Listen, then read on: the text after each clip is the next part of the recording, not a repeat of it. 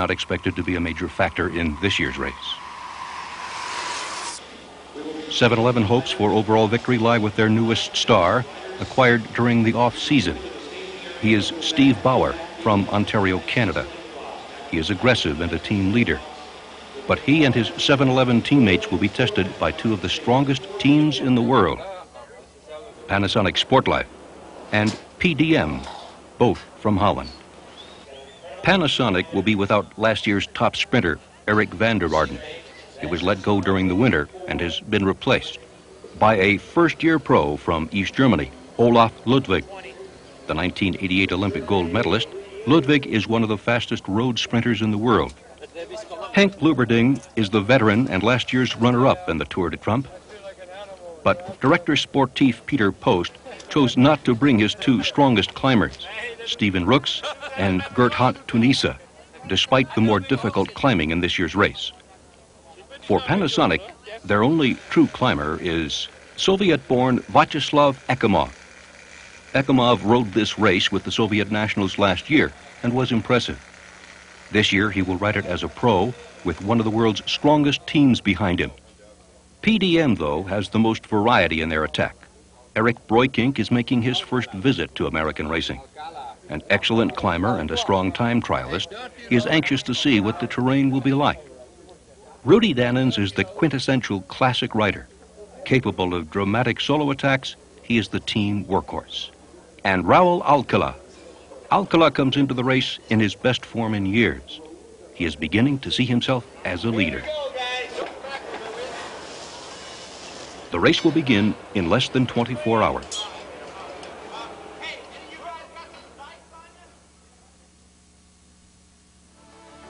The Tour de Trump takes place in the northeast corner of the U.S., traversing 6 states and covering over 1,100 miles.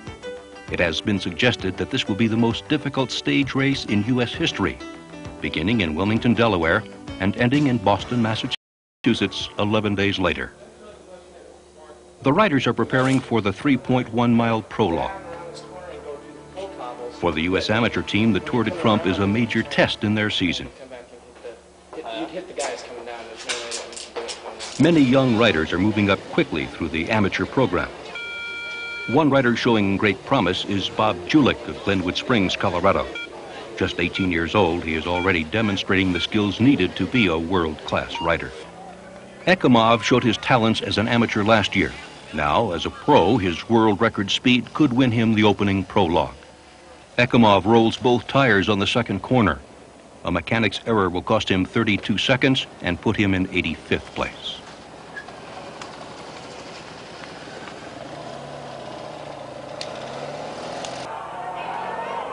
Panasonic's problems continue. Henk Lubberding missed his start time, an error reminiscent of Pedro Delgado's prologue faux pas in the 1989 Tour de France.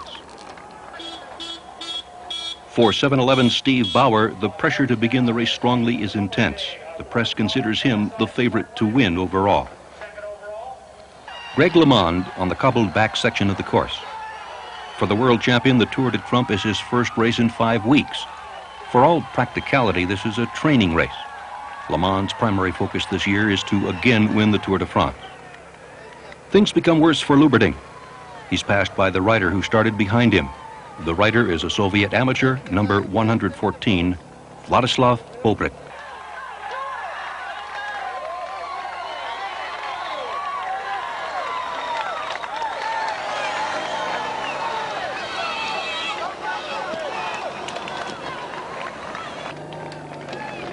Bauer powers up the hill in the saddle.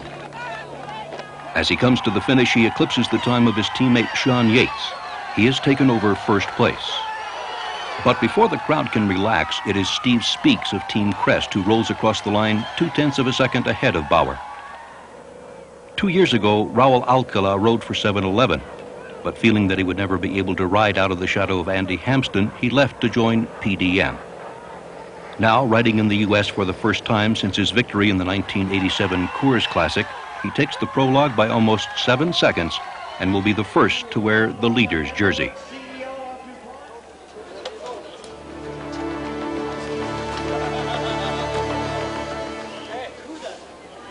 Mark, listen right back. Hey. May 4th, the first of two double stage days. In the morning, a 95.6-mile road race from Wilmington, Delaware to Baltimore, Maryland. In the evening, a 1-hour timed criterium.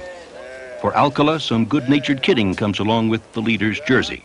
Sure, yeah, sure. Hey, come. Hey, come. You're the leader. Hey, you're the leader and hey. I say This will be a warm-up ride. The weather is a chilly 52 degrees, and with the threat of rain, few will want to see a fast pace, especially so early in the event.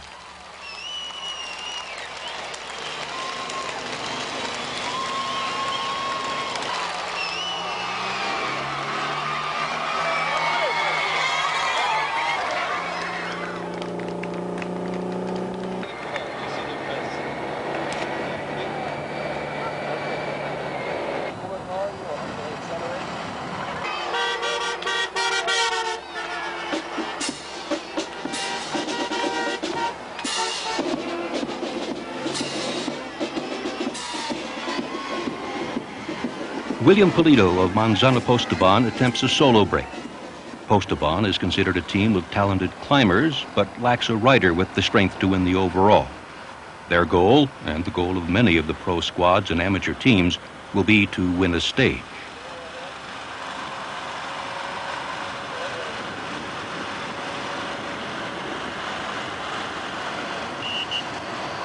Pulido was told his lead is 1 minute 10 seconds. He will attempt to gain as much time as possible over the next miles.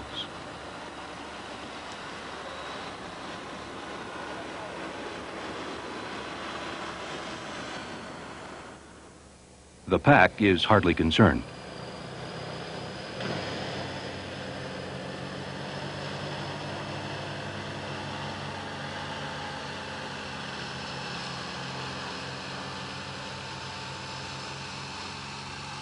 The race for Pulido is simple. Time trial away as strongly as possible.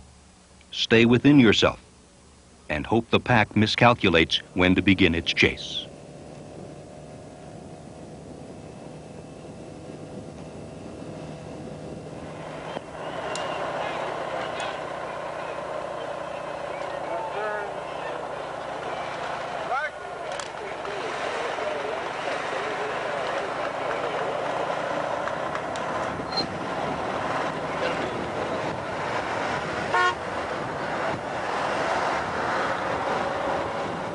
As they cross the Susquehanna River, the halfway point, Pulido is 10 minutes off the front.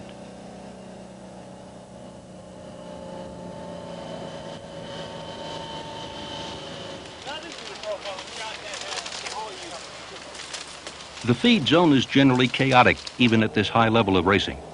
Here, Andy Hampston shares his lunch with Peter Roos from Lotto. Roos prefers Belgian food.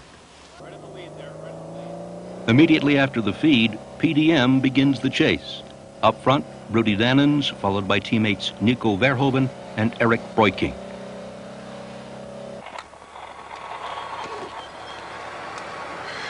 A few miles later, a crash occurs.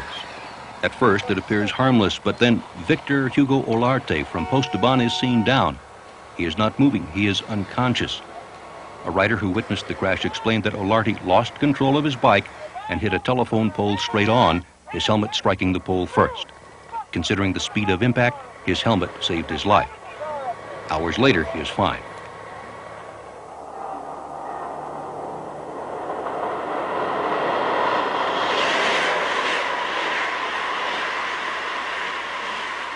The pack is still chasing.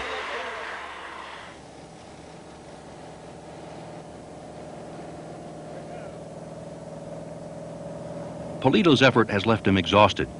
Within 25 miles, his lead is gone. His effort was too much. He will later finish the day more than 10 minutes behind the pack.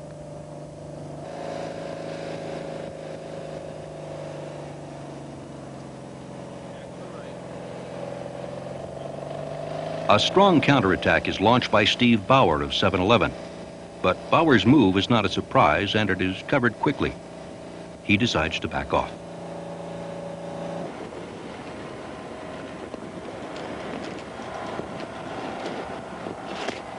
The pace is slow as the peloton approaches the Baltimore city limits.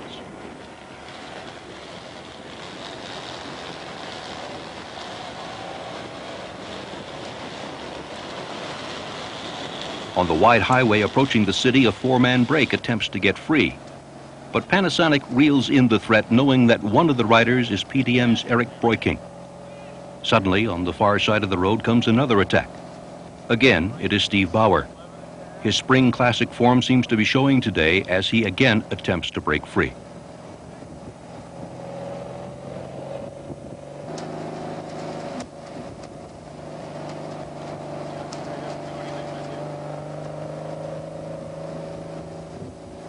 The first to chase is Canadian amateur Ed Kazmarchuk.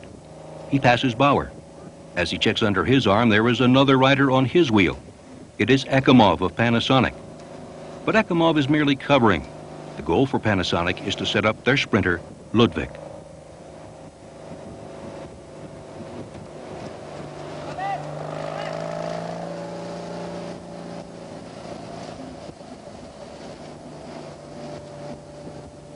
As they approach the downtown harbor finish, it is clear. The race will be decided by a field sprint. Big Michael Zanoli of Coors Light leads out the last 400 meters. 7-Eleven's Davis Finney is coming off his wheel. It looks like a two-man sprint, but then Ludwig makes his move and takes the victory.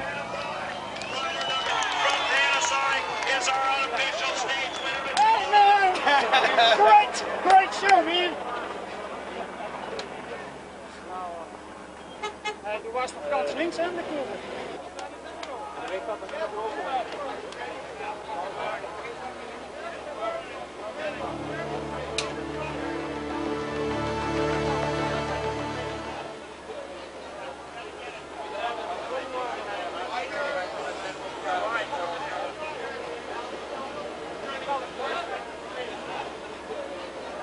Today's second stage will be more work than the leaders would like. The threatening rains arrive. Criteriums are never enjoyable under these conditions. The tight corners and wet roads string out the pack from the beginning.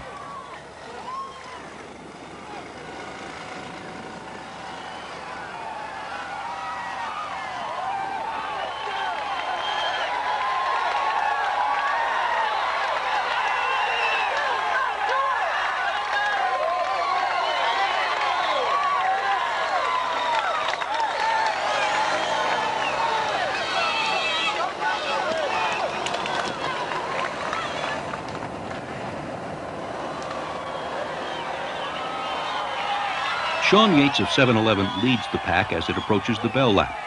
Suddenly, a Canadian rider attacks.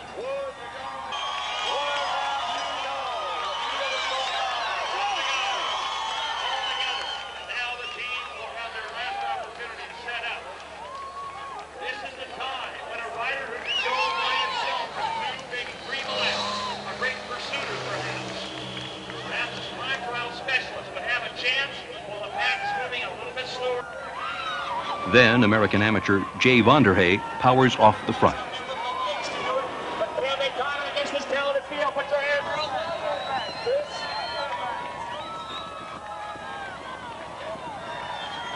But by the corner, he is caught and passed by Coors Light's Chris Huber.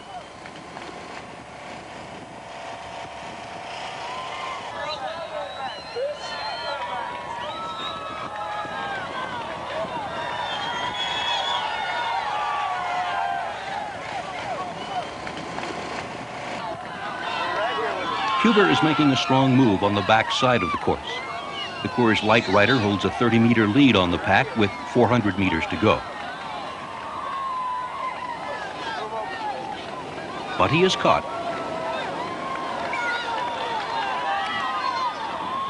And Olaf Ludwig wins his second stage of the day.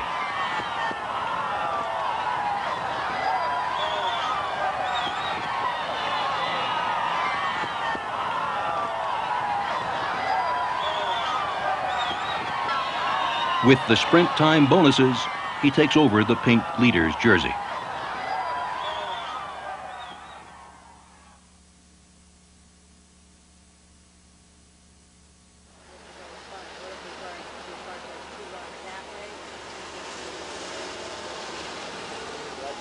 After a 2-hour transfer, the race arrives in the historic town of Fredericksburg, Virginia.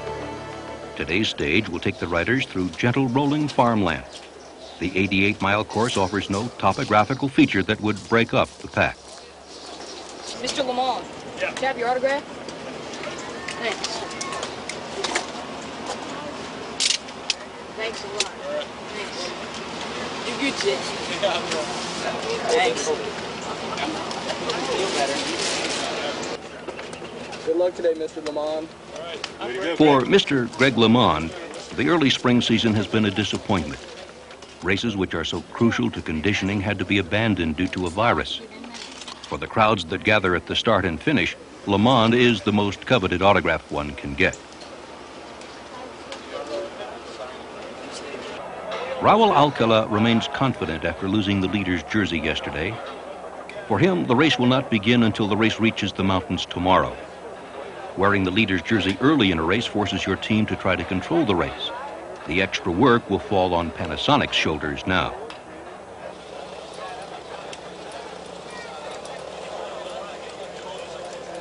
Riders ready! At 10 a.m., the race begins. After 2 days of chilly, overcast skies, the riders are glad the weather is favorable. With no sprint time bonuses along the course, and with the peloton aware that later this day there will be a 39-mile team time trial, there is no expectation of a fast pace.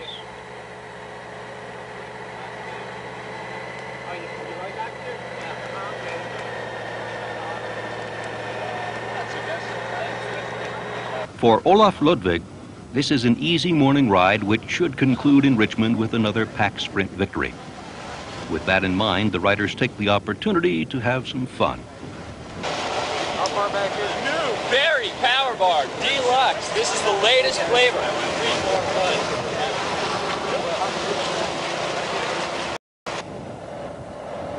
You will pretend that this is the breakaway attempt.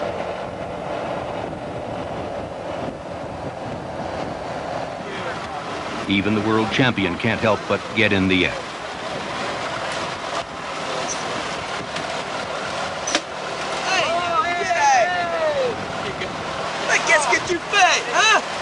I broke it.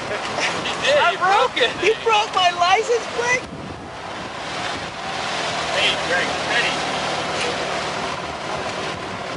I broke your light. Sorry about that.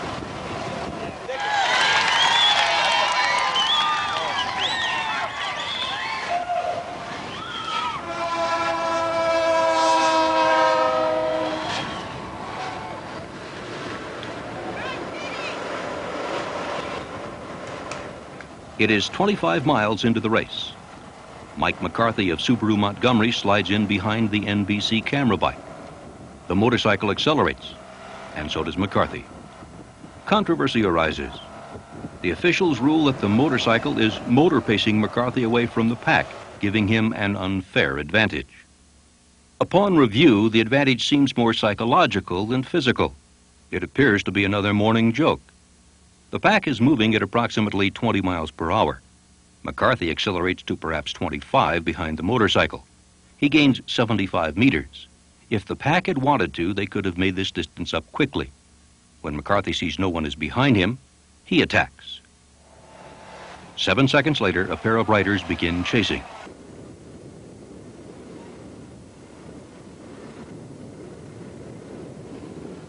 It is Vladislav Bobrick of the Soviet Union and Bach of Lotto Super Club.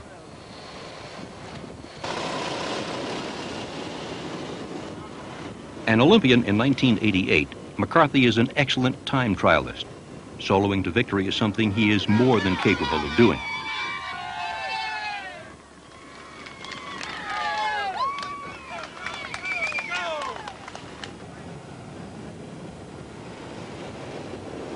It takes 10 minutes for Bach and Bobrick to catch the U.S. rider.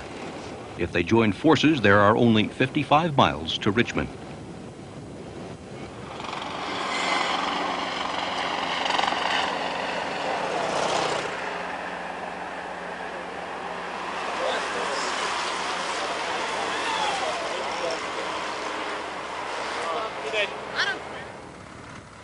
Bobrick is 18 years old and a top pursuer and individual time trialist. His talents, coupled with those of McCarthy and the 23-year-old pro from Belgium, make this a strong trio. They are 3 minutes ahead of the pack.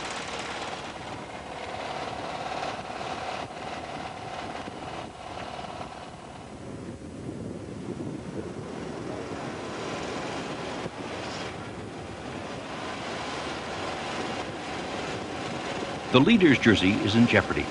Panasonic begins chasing. Stringing the peloton out, they quickly begin to close the gap on the break. But Peter Post, realizing that he does not want to set a precedent that his team will do all the work in this race, gambles and shuts the chase down.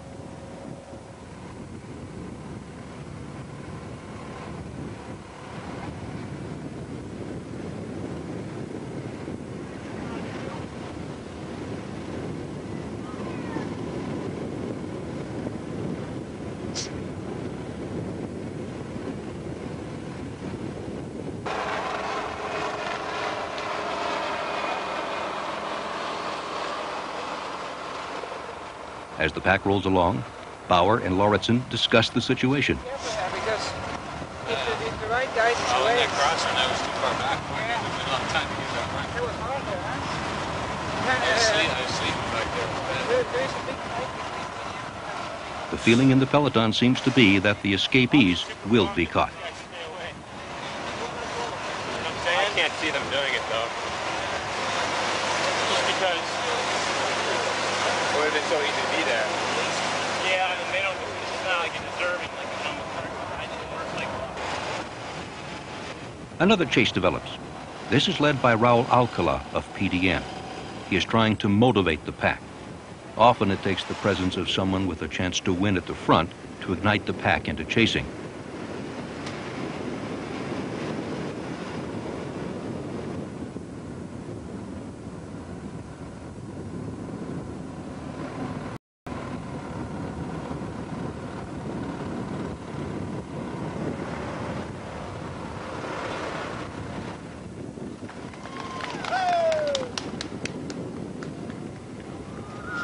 Another pre-race favorite is forcing the pace. Alexei Greywall of Coors Light is in his best form in years. His focus all spring has been on this race. A Soviet rider in red and two Lotto riders break the rhythm of the chase.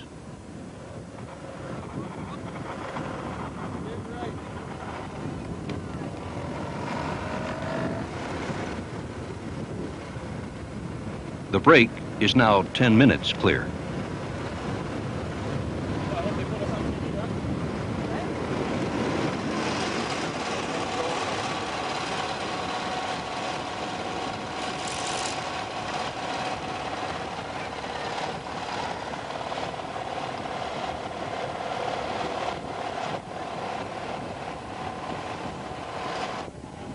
The strongest teams sense they have let the break get too far ahead. Now the best pro riders are working together. Helping lead the chase is Sean Yates of 7-Eleven. The stage concludes with 3 laps of a 2¼ mile circuit in downtown Richmond. As the break comes through for the first time, those in the finish area are surprised. No one expected these 3 to stay away. Ludwig leads the pack into town. He is working hard, but the leader's jersey is gone. The pros have been upstaged.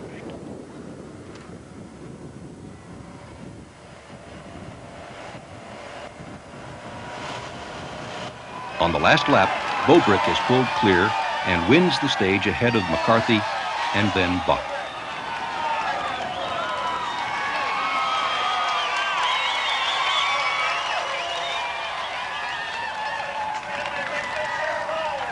Three minutes later, Ron Kiefel leads out the sprint for 4th on the patchwork cobbles downtown, but it is Michael Zanoli on the outside who hits the line first.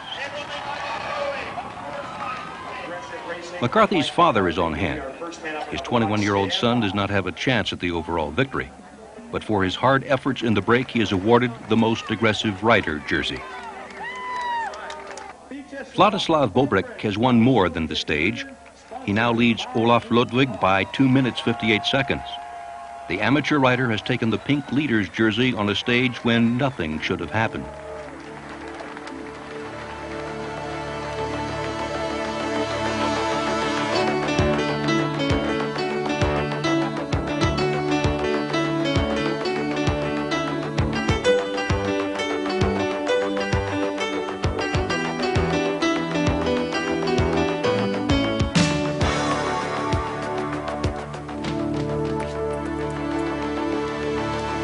Stage 4, the team time trial. This was to be the stage where the world's best pros would all but eliminate hopes for an amateur victory. After a 39.8-mile course, the difference between the pros and amateurs could be as much as 5 minutes. For this reason, the amateurs argued that the team times should not count toward individual GC. A compromise was reached which would give 1-second bonuses to the top 10 teams. A stage which initially seemed the most important was now merely a showcase. Panasonic displays the form that has consistently made them one of the best time trial teams. But even this effort will only get them 3rd place. Disorganized and exhausted, the Soviet amateurs are forced to wait for 3 teammates who have been dropped. Their youth and lack of experience is showing.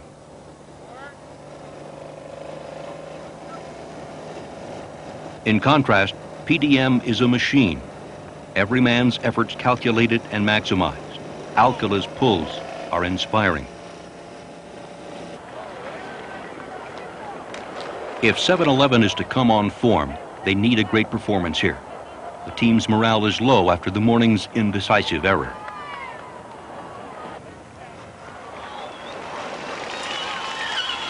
With a strong final lap, PDM finishes with a time of 1 hour 16 minutes and 2 seconds. They lead Panasonic by 4 seconds. The split times for 7-Eleven have been impressive. By the finish, they have beaten PDM by 52 seconds. But the question remains, in a race where overall victory is so important to the success of 7-Eleven's season, was it wise to put in such a tremendous effort on a stage where all they gained is pride? It is finally time for the climbers to take a stage. Today is the first test for the legs and the hearts of those who would be champion.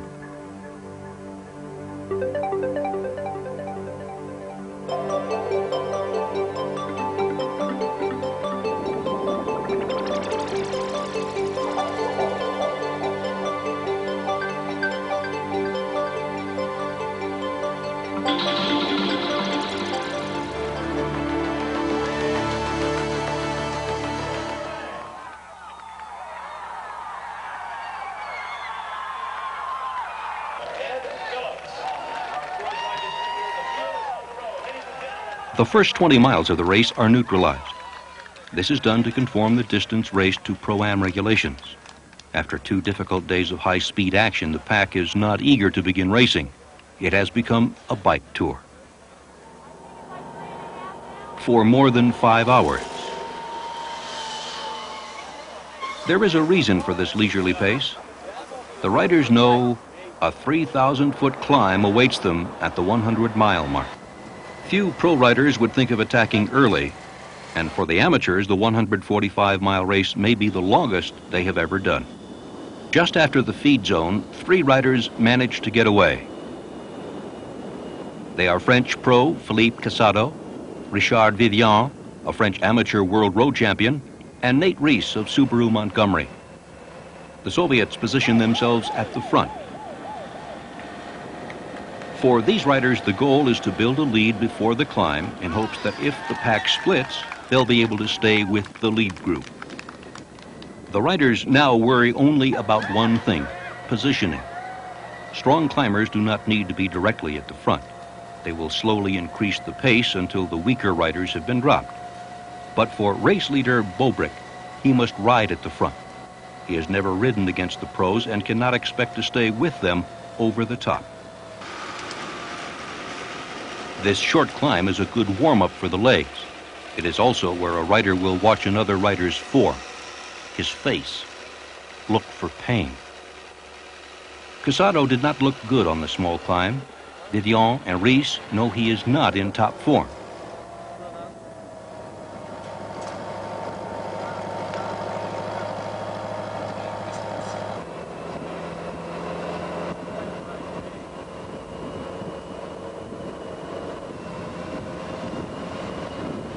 The pack has given the lead group a 3-minute 30-second lead before Yates picks up the pace.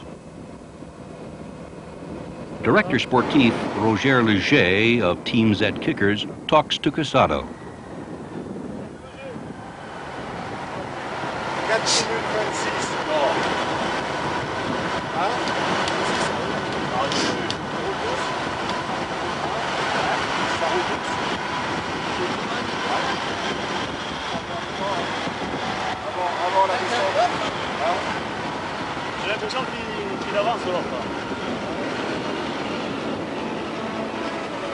Wintergreen Mountain is part of the Blue Ridge Range. It rises 2,800 feet in just 6 miles. Casado cannot hold on. Out of the saddle, Reese leads much of the climb. The grade of the road is more than 15%.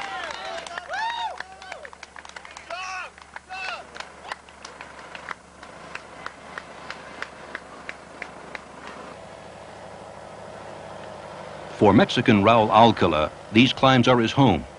His pace quickly shatters the field, including race leader Bobrick. Bobrick displays his first amateur weakness. It is not his legs, but his face. He shows when he is in pain.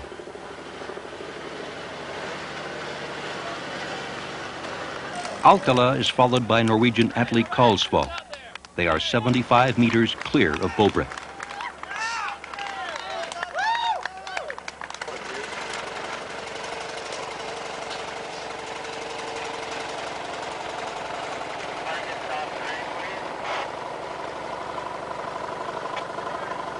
Reese continues to lead the climb. The amateur Vivian is not smooth. He labors through the climb. As they near the top, Reese wants Vivian ahead of him. He slows and tries to force Vivian to take the lead.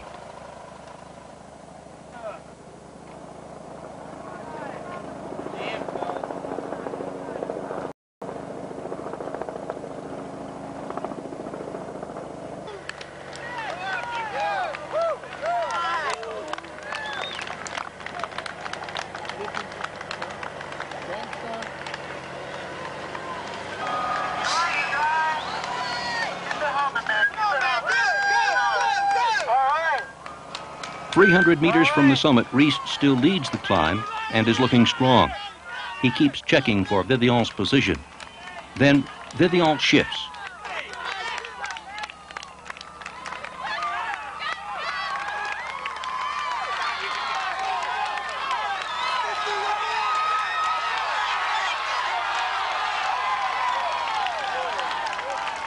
He has played possum for the entire climb. It is a great move by the amateur. He wins the $1,000 King of the Mountain Sprint and continues over the top.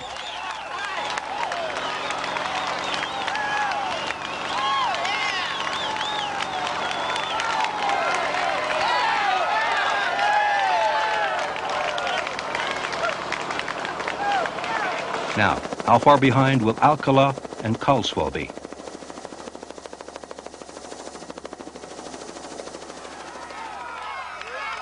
One minute, 10 seconds. They have picked up more than 2 minutes from the base of the climb.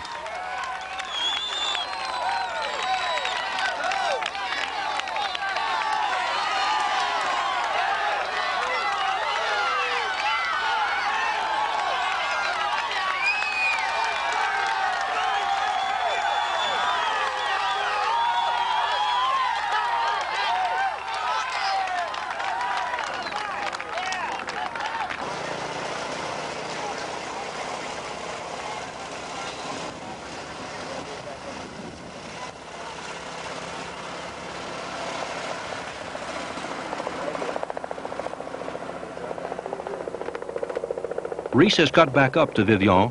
The Frenchman has not recovered from his attack. It is still 4 miles of rolling uphill. It did not take long for Kalsvold and Alcala to recover. Within minutes, they catch the break.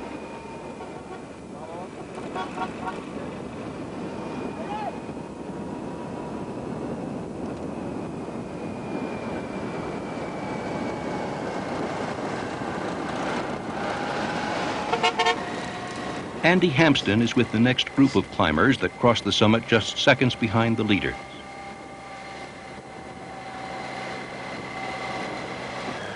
Also, there is Bobrick. Surveying the 20 riders, he finds only one teammate with him.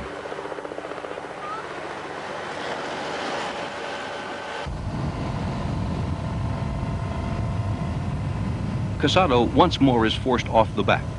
Kalsvold will be Zed's main hope now.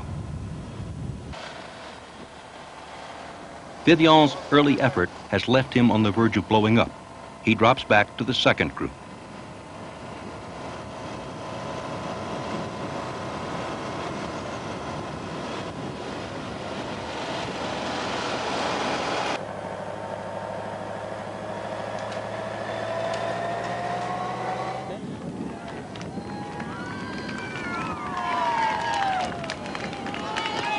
As they approach the start of the downhill, Alcala comes close to missing the turn. Recovering smoothly, he sets out to increase the lead.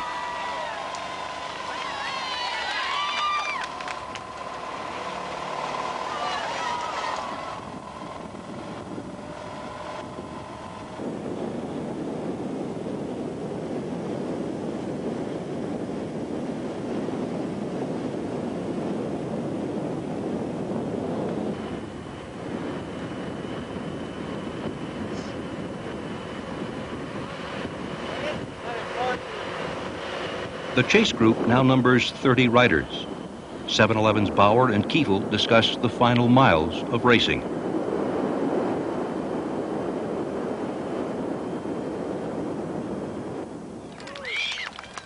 Back at the front, Karlsvall takes a strong pull.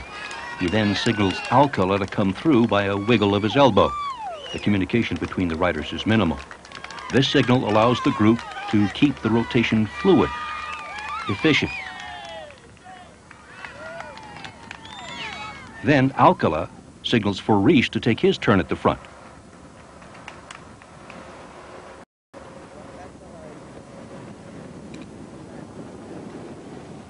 Rees does not pull through. Alcala lets him know he's not pleased with his lack of effort in the break.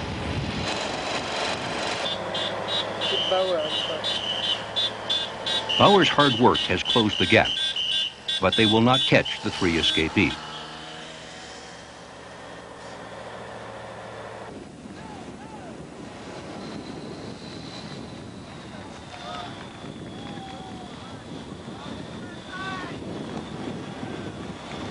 As Rees, Alcala, and Karlsvall enter downtown Charlottesville, Virginia, all that is left is the sprint.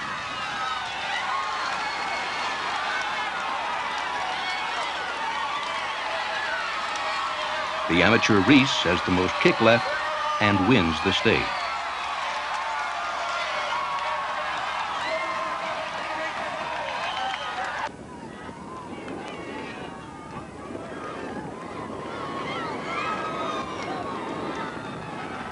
The pack, once again, is being led by Ron Kiefel. Ekimov appears to have fourth place, but then Verdonk of Lotto on the inside takes the sprint. For Nate Rees, his failure to help the break should not overshadow his 55-mile effort with two separate three-man breaks. Bobrick, in turn, was aided greatly by a chase group that could not let Alcala get away.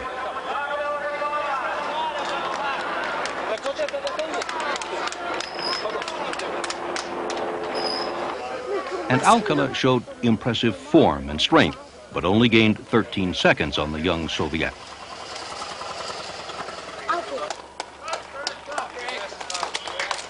Please, Greg, please, please, please, please, man, it means a lot to me. I know, but you're there's excellent. so many people. Thank you, sir. A tired, but still gracious LeMond was to lose more than 30 minutes to the leaders.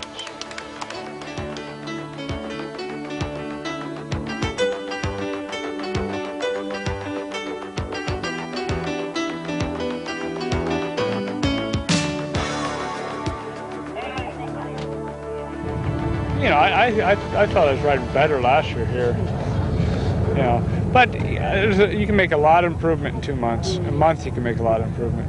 In fact, I haven't raced in 5 weeks, and I haven't ridden hard in 5 weeks. That's half my problem. It's 90% of my problem. I'm bad everywhere right now. I'm basically dead bike rider on a bike.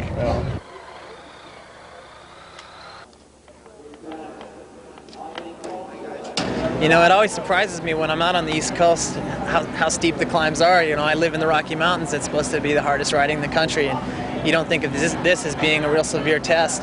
But I came out here last year, and the hills in the Tour de Trump are very unforgiving. Yeah, like 5 or 6 because I didn't eat last night. Okay.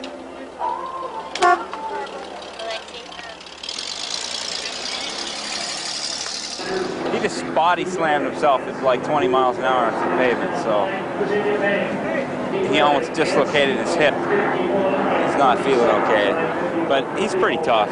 going to try to tough it out. We'll see. If there's too much pain, he probably won't finish today. There's no need for him to. It's not worth it.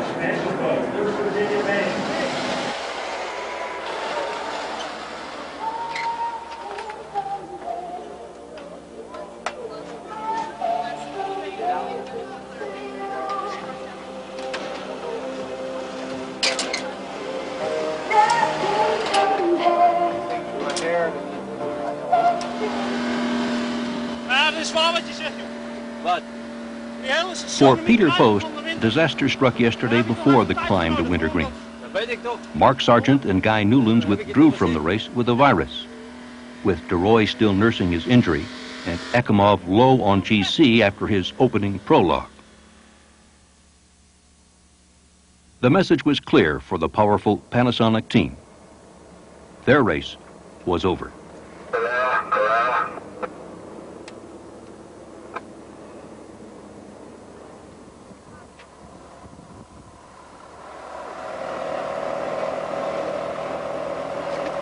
Paul McCormick of Team Crest unleashes a powerful attack 77 miles into the day's action. Quickly, he is joined by Coors Light's Todd Gogulski and Zed-Kicker's Pascal Poisson. Poisson is at a disadvantage. His two companions are both on teams managed by Len Pettyjohn. Indirectly, they are teammates.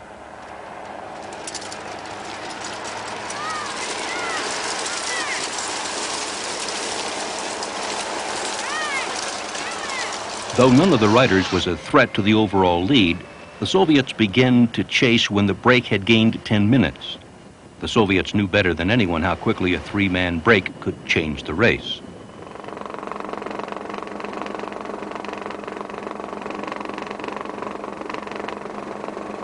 Suddenly, Gogulski attacks, fearing his sprint cannot win him the stage.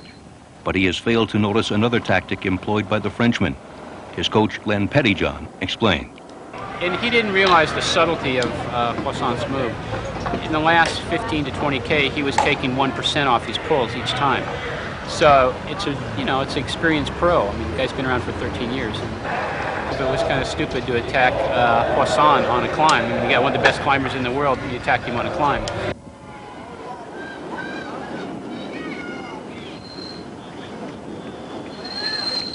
McCormick manages to stay on Poisson's wheel and refuses several times to go to the front.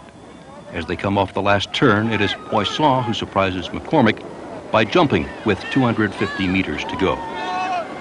The wind is coming from left to right. Poisson, knowing that the crest rider will come up on the protected side, drifts right. McCormick cannot come around. Gogulski has learned a lesson that only comes from years of racing. There are no sour grapes.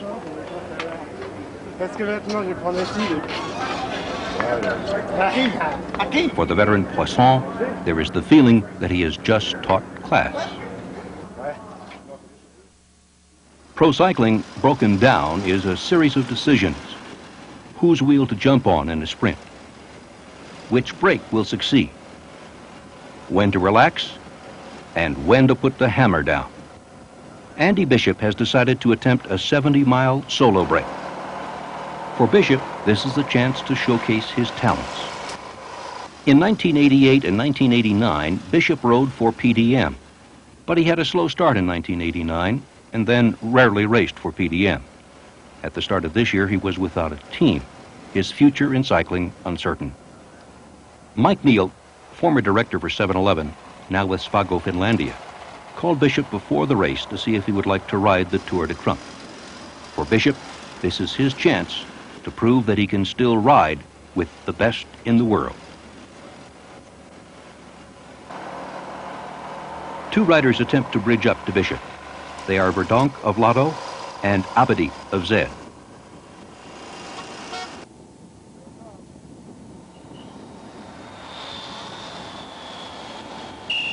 At mile 129, Bishop is shown his time check. Not only has he increased his lead over the pack, but over the last miles he has increased his lead over his pursuers as well, gaining more than a minute and a half. Bishop still has 35 miles to go.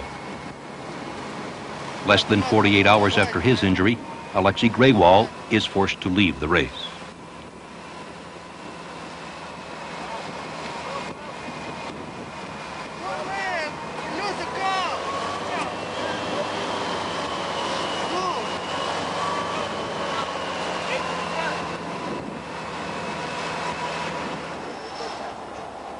If this was just a single attack by a rider who was no threat to the leaders, not much would be said of it. But 2 breaks occurred during this day, both on climbs, and both times Bishop was in the break. His counterattack, just before the second break was caught, showed his determination to win this stage.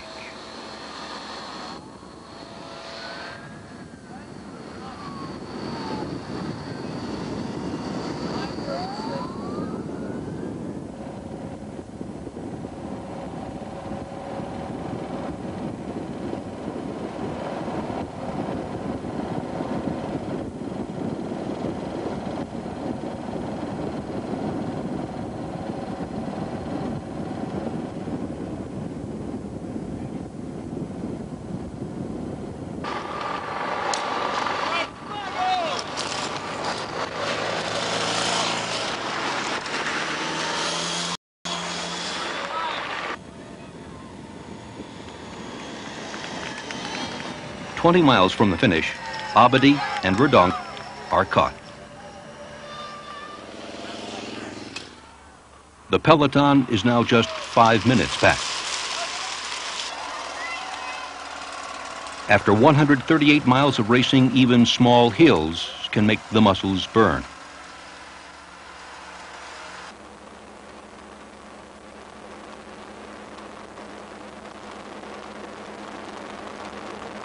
As the pack enters the city, it is clear. Andy Bishop, Spago Finlandia, will win.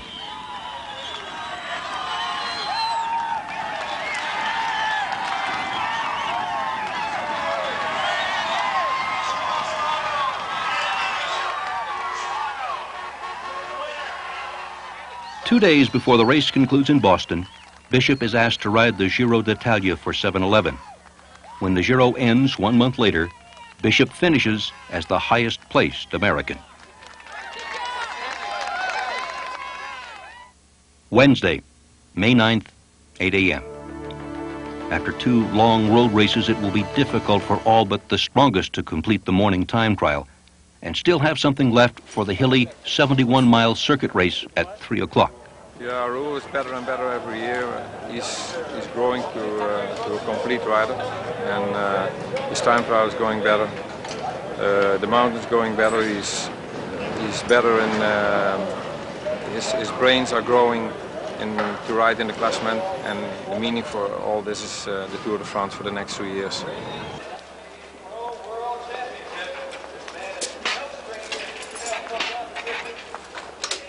Потому что в гонке все смотрят на лидера, и поэтому очень Because in a race, everybody looks at the leader, and therefore it becomes difficult because all the other riders try to control you and not let you go up ahead. Bauer lies in third, 2 minutes 59 seconds behind Bobrecht, but more significantly, he trails Alcala by only 19 seconds.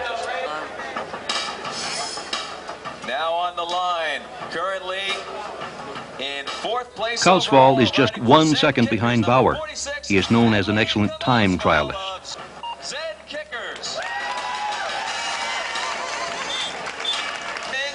And he's really living up to that. Kalsvold's teammate is having one of his better days. Le Mans' time for the 16.5-mile time trial is 35 minutes 11 seconds. It will be the fastest time for nearly an hour. Back on course, Bauer's split time is excellent. It is the same as Ekemov's. Alcala is next out at the gate.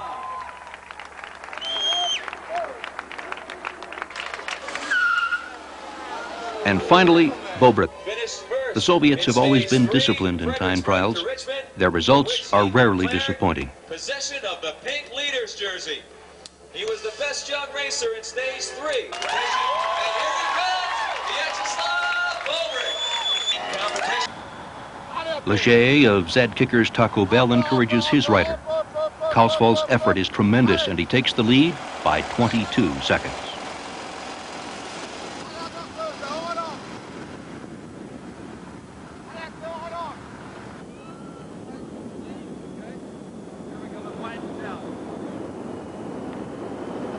Steve Bauer has just passed the halfway point.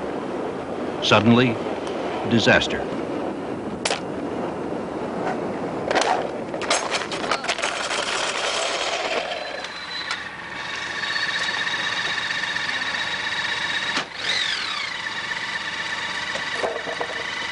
He is given a traditional road bike with a disc wheel.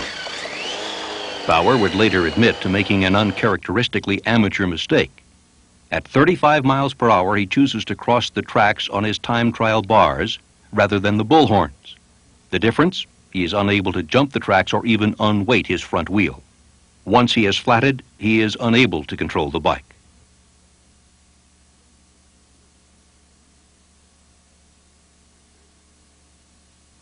Three years ago, his replacement bike would have been considered state-of-the-art. Now it costs him seconds a mile. He will finish 2 minutes 35 seconds behind Alcala and will fall back into 10th place.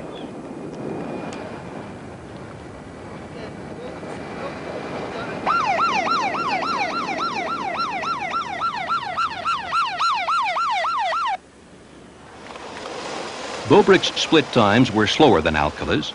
He too was losing seconds a mile to the Mexican, but not because of aerodynamics.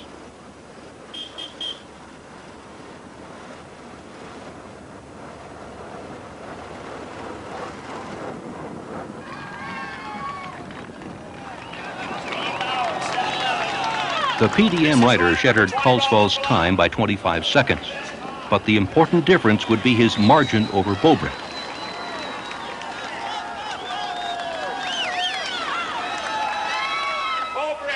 The young DuPont-sponsored rider crosses the line 1 minute 5 seconds slower than Alcala. Seeing the crowd line streets ahead, he was not sure he had gone through the finish. Having finally slowed, he found himself still in the leader's jersey. I play second? Yeah. Right now it's at Yes. Are you ready? Eric? Eric is 34. You first. 34, 47. Thank you. And Ekimo. 34, 26. Who do you think is the biggest challenge now? Yeah, you had a good time. I think I play. Now he's in more than you.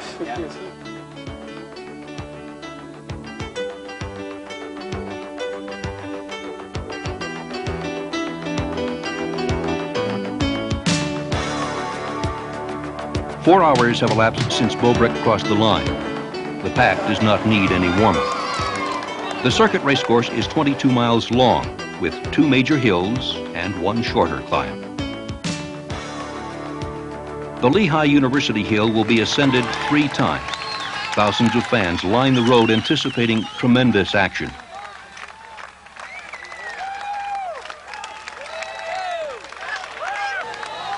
Sean Yates is struggling. It will be a long race for the Englishman, still feeling the effects of a lingering virus.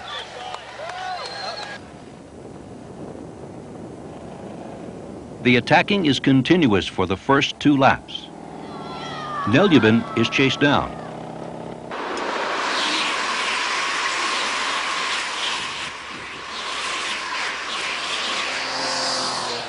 Then Bruno Bonnet of Carrera.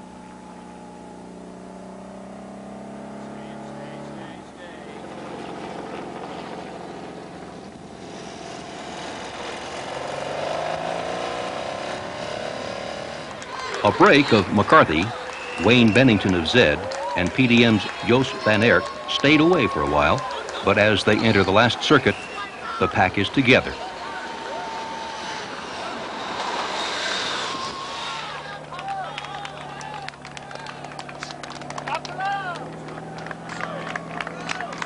Going up through the fraternity-lined Lehigh climb for the last time, Alcala is increasing the tempo.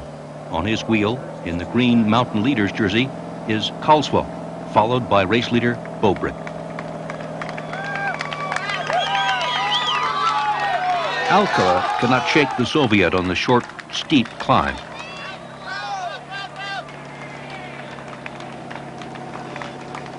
At the start of the second climb, Alcala bursts from the pack. Covering for Zed is Henri Abadi.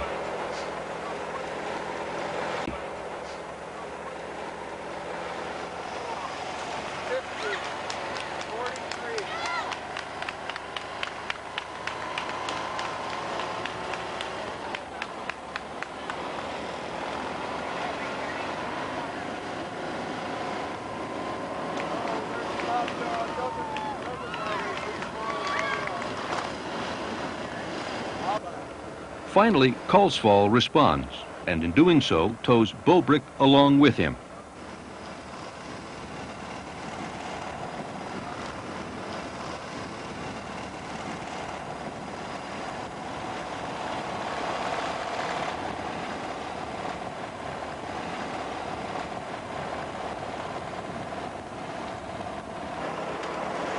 Other riders joining this break are Coors Light's Steven Swart and Team USA's Bob Julich.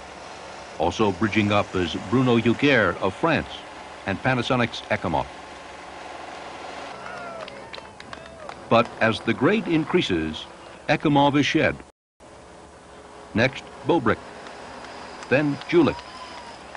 And the reason is not the steepness, but the pace being set by Kolsvall.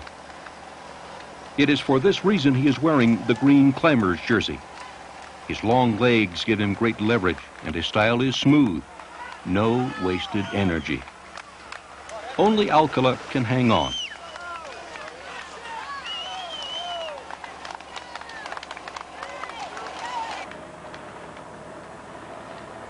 Bobrick must chase down Alcala. He has tremendous assistance from the experienced Ekimov. Ekimov knows they must pick up time on the descent. He calls for Dmitry Zanov to pull through.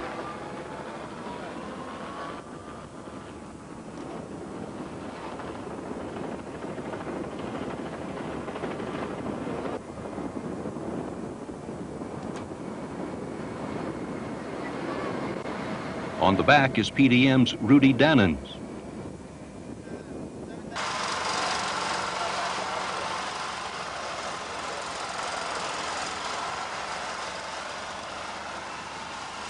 Dannen's role is to dispute the chase. He is sitting in the second position behind Ekimov. As Ekimov finishes his effort, Dannens sits up. He is forcing Bobrick to work harder.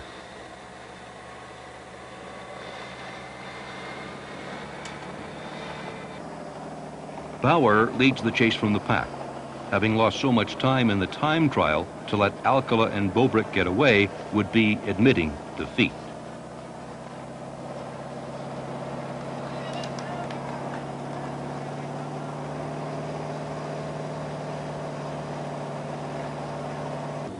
With 4 of the 5 chasers making strong efforts, they have caught the 2 leaders.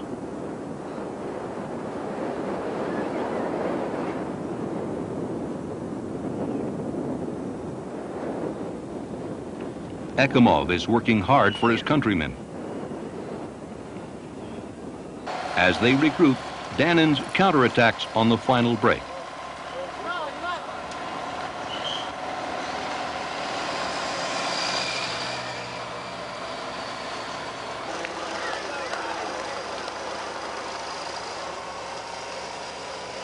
This is not a solo chance for victory.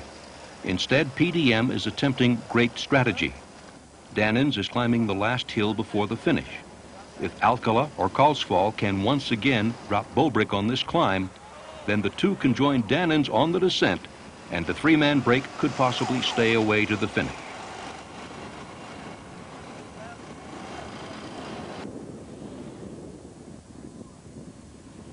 The chase is catching them on the descent.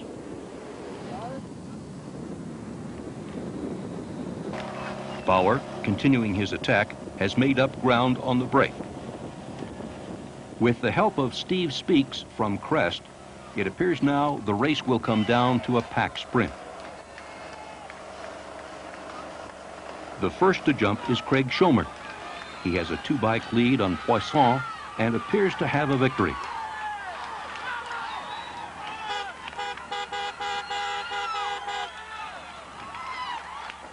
But once again, Ludwig burst through from nowhere to grab the stage.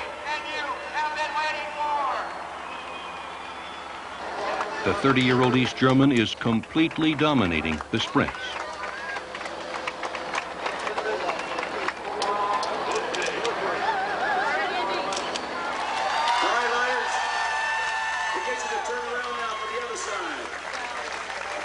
For race leader Bobrick, he is another day closer to Boston.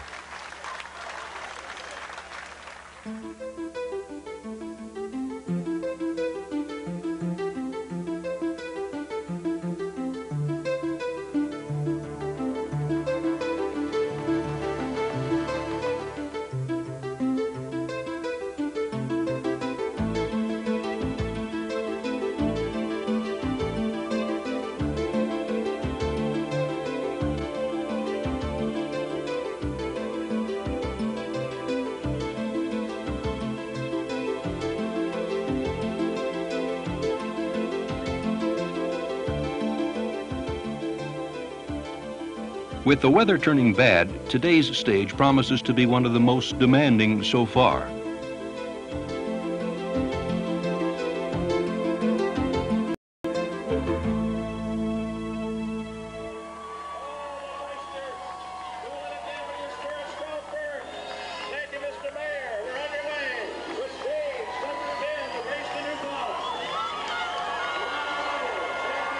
The weather is supposed to get worse. The Soviets feel the pressure in defending the jersey today.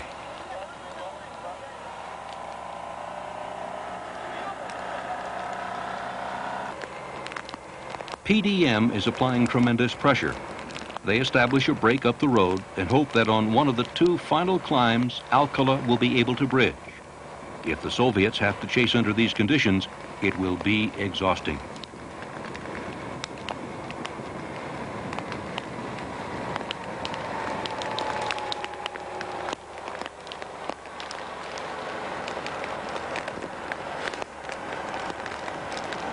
A terrible crash occurs on a steel deck bridge. The injured are Henri Abadi of Z Kickers, taken to the hospital with a fractured shoulder blade, Hank Luberding with broken fingers and lacerations, and Maximilian Skiandri with a broken wrist.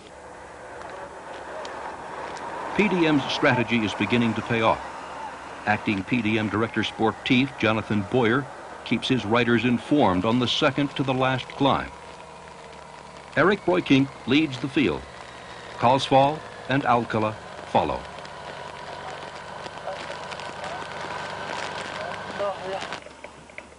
Ça va, Clé? Fais bien attention, tu restes avec Alcala. Hein. Il y a plus d'une minute derrière, mais là, les 5 PDM vont rouler. Hein. Hein? Tu les as fait attendre pour les faire rouler. Leger informs Kalsfall of the break up the road.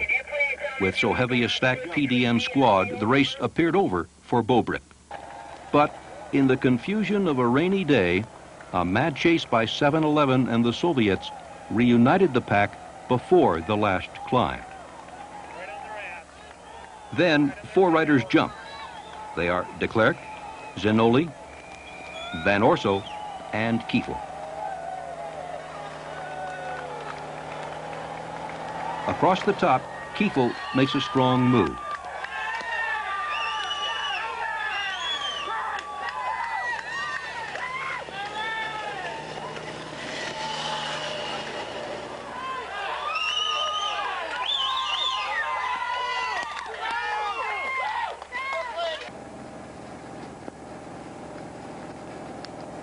On the descent, Kiefel has managed to lose everyone except Zenoli.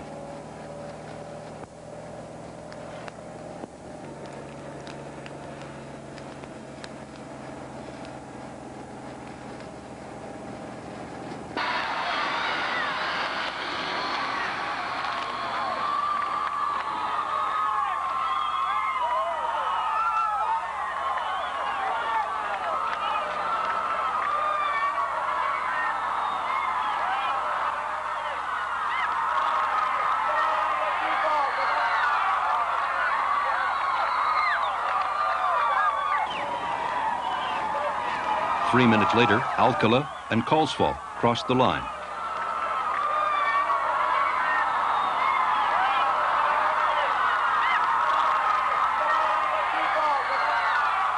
Ten seconds behind them, Bobrick. This is an important stage for Ron Kiefel. His effort puts him back in 4th place with 3 stages to go. For the 22-year-old from Haarlem, Holland, this race could fulfill a promise. Michael flew his grandmother in from Holland just today, and he promised her if she came over, he would win a stage for her. He keeps his promise. Do you think you can win? Ты думаешь, что ты можешь выиграть вообще гонку? Я не думаю. I don't think so. Потому что сегодняшний этап показал, что Рауль очень сильный. Today's stage showed that Raul is very strong. И он победу не отдаст. Что? И он победу не отдаст. And he's not going to give up easily. Riders ready. All right, we are underway. The gun is off. Hal Ramsey,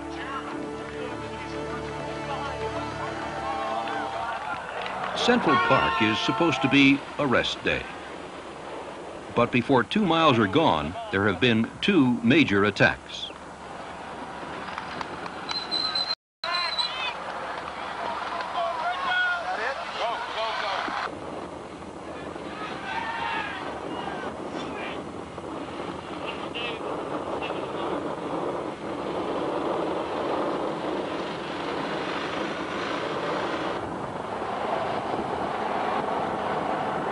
As the race traverses the north side of the park, 5 are away.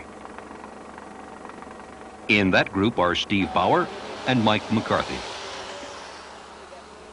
For Mike McCarthy, this is his single-day World Championship. Mike lives next to Central Park and has ridden these roads since he was 13. In his training, he may have dreamed of racing against the world's best. Now, he is doing just that.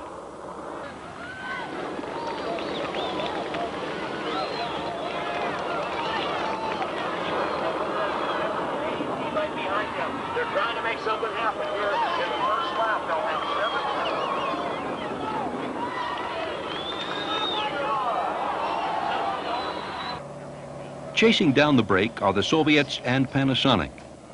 Bauer's presence in the break has cause for concern. PDM has little reason to fear Bauer's presence, but with a 2-minute lead over the peloton, other teams are worried. Zed is one of them.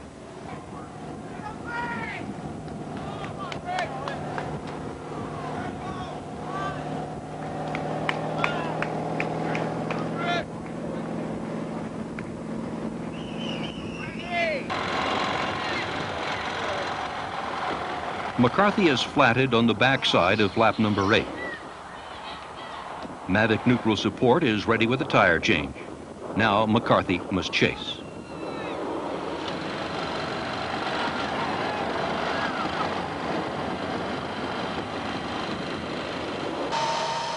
The pack is doing the same.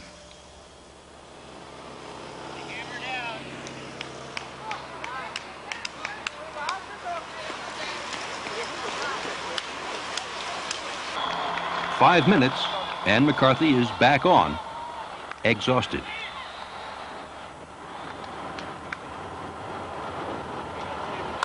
It is Canada's Ed Kazmarchuk and Michael Loftus of Sweden. Bauer, Eaton, and McCarthy wait each other out.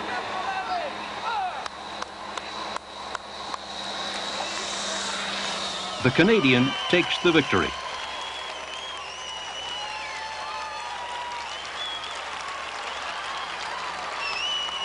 For McCarthy, frustration.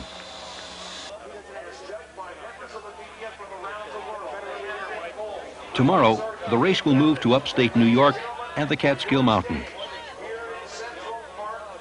New York Illustrated Sportsman of the Year. Welcome, please, from Zed Vickers, from America, Greg LeMond. This will be the day that a young Soviet amateur will win or lose the 1990 Tour de France.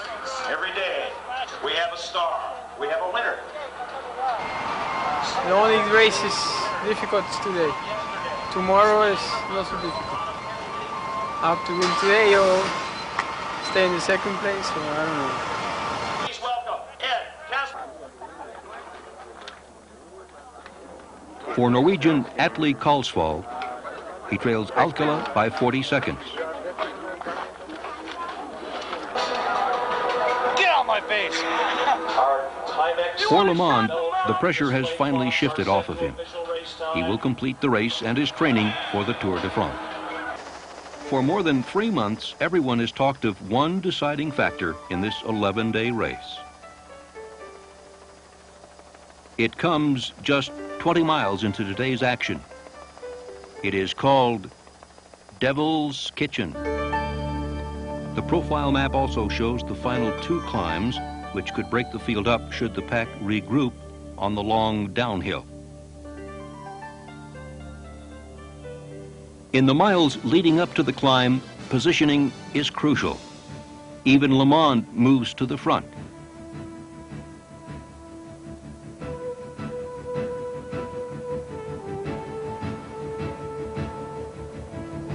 Bobrick has faced pressure all week, and he has responded. Today, PDM's shadow is intense.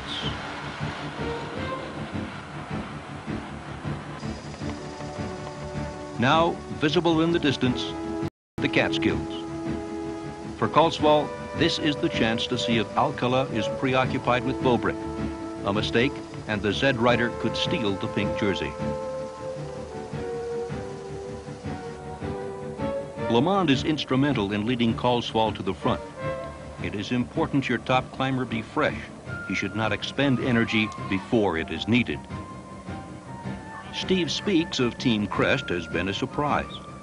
Here he leads Kolsvall on the left and Rudy Dannens on the right. The pace is fast.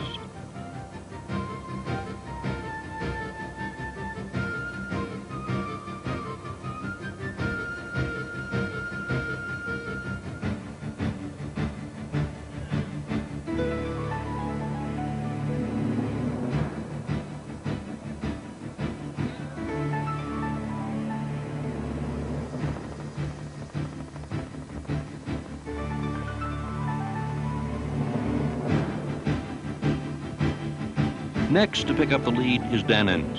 The PDM rider will attempt to set a tempo that forces Bobrick to show whether he is struggling.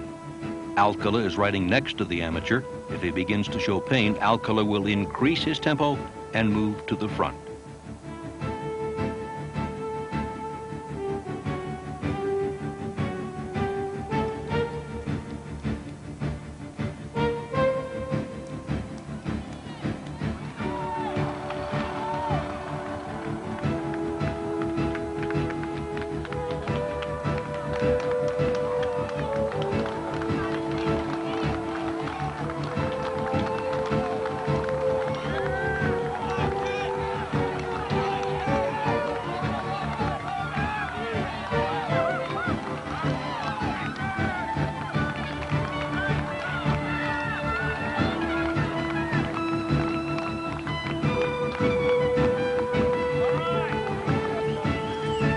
Dannens' pace is splitting the pack. At the front, the lead group is developing. AC Pinarello has proven to be a strong team. They have 3 riders in the front break. Also included are Hampsten, Kolsvall, and Alcala.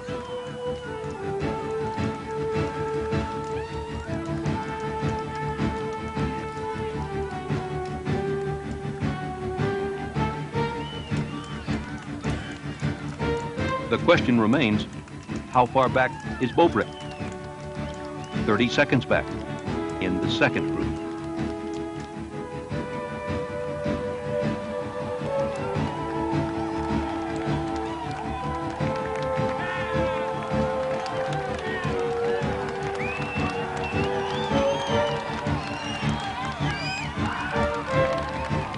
Hampsten is climbing without any hard effort on the 15% grade. Staying in the saddle, he is back in top form.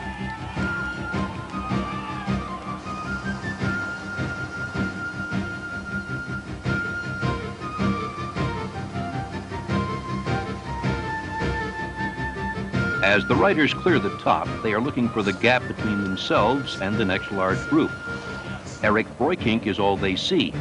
He is joining 3 other PDM riders in the break.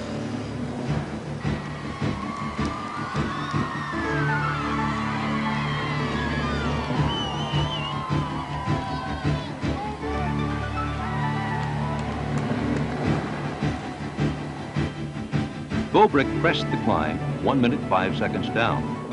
He must recover before organizing a chase. PDM's Verhoeven will mark Bobrick's efforts.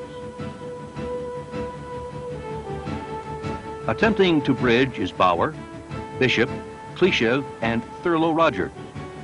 Bauer has come down with bronchitis and is finding it difficult to breathe. His effort does not show it.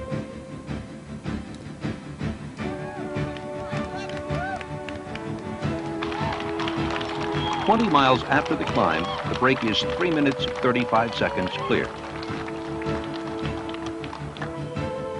The Soviets, engaging in an all-out assault, try to reel the break in.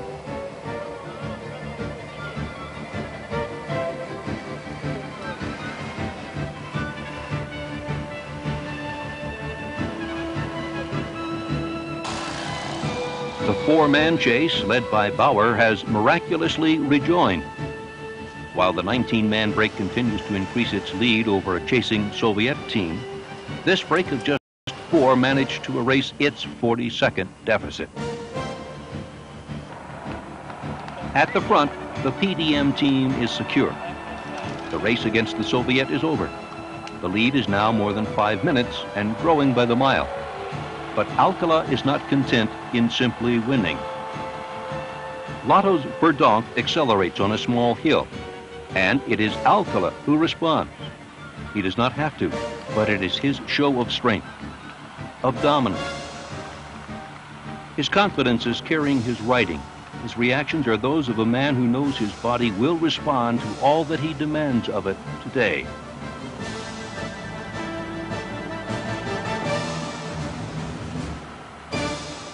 For Bobrick, there is one last duty he must attempt while wearing the pink jersey: convince others to chase. When Bauer not ahead, then we go.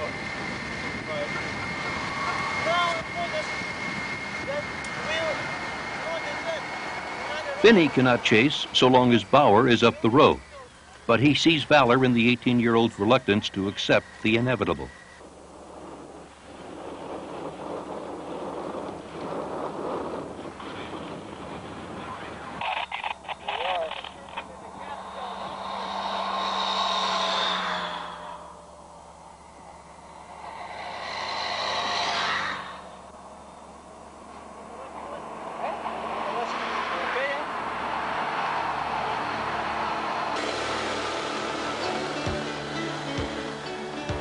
The bronchitis has caught up with Bauer on the second to the last climb.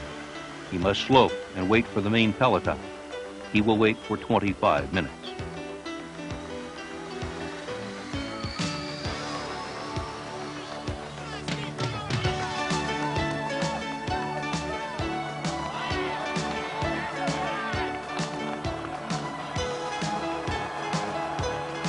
In contrast, Steve Speaks attacks to win the mountain sprint, after which he relaxes and falls back with the leader.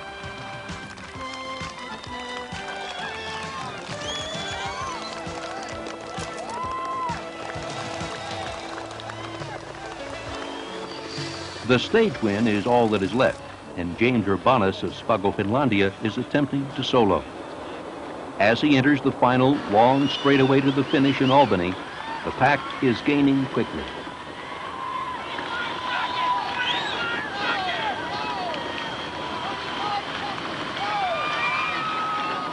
As he senses his lead slipping away, he summons the last of his energy. It is pure adrenaline.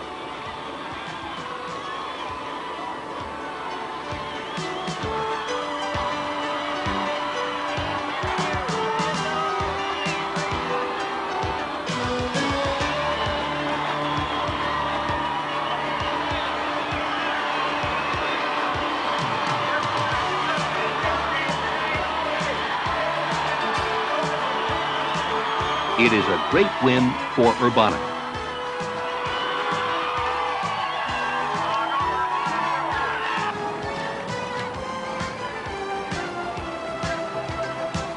And Speaks and Nate Reese close out an American threesome.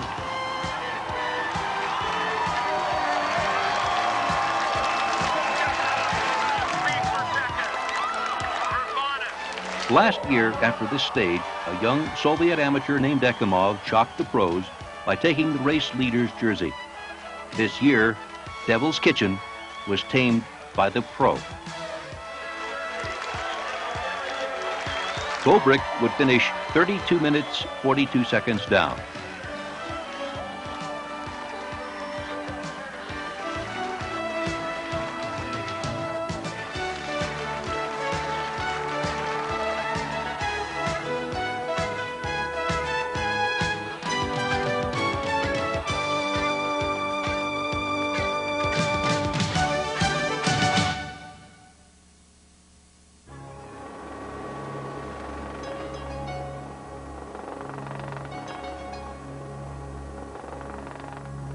Even the weather on this final race into Boston could not dampen the victory.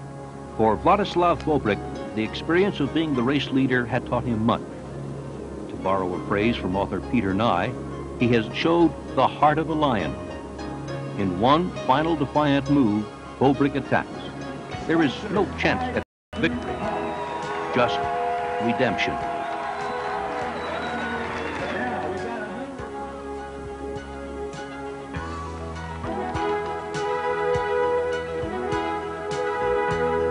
PDM would control the day. The top 5 riders would not change. In 5th, Vyacheslav Ekimov, Panasonic Sportlight. In 4th, Dmitry Zanov, Best Amateur, Soviet, DuPont. 3rd place would go to Eric Broyking, PDM. It would be nice when you can win in the United States. At Lee Karlsvall, Zed Kicker's Taco Bell would finish in 2nd place. As Coors Light's Michael Zanoli outsprints Olaf Ludwig and Davis Finney for his 2nd stage win, the 1990 Tour de Trump comes to an exciting conclusion.